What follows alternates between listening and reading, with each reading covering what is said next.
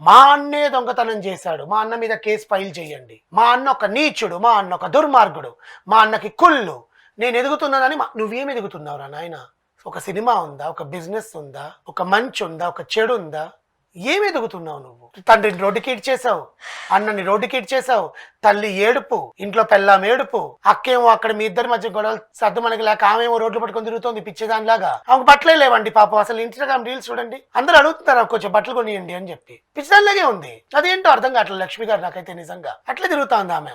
వీళ్ళేమో రోడ్లకి ఎక్కుతున్నారు, అయిపోయింది కదా అనుకుంటే ఈయనేమో ఇప్పుడు రోడ్డుకి నిన్న రాత్రి గబగబా వెళ్ళిపోయి మా అన్న దొంగతనం చేశాడు సార్, మా ఇంట్లో ఉంటే విలువైన వస్తువులని దొంగతనం చేశాడు, విలువైన వస్తువుల్ని పగలగొట్టారు వాళ్ళ అనుచరులు వచ్చి. ఏమున్నాయి నీ ఇంట్లో ఒక్క నిమిషం, వాళ్ళ ఇంట్లో విలువైన వస్తువులు ఏముంటాయండి పగలగొట్టేవి?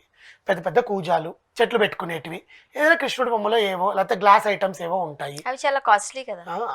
సరే అదే నేను చెప్తున్నాను. విష్ణు గారు వచ్చి మంచు మనోజ్ గారి ఇంట్లోకి మనుషుల్ని పంపించి ఆ కాస్ట్లీ ఐటమ్స్ ని పగల కొడితే రేపు పొద్దున్న రోజున ఆస్తిలో బొక్కబడేది విష్ణు గారికే కదా. అవునా కదా? మళ్ళీ ఆ పని ఎందుకు చేస్తాడు? ఆ లాజిక్ అర్థం కాదు.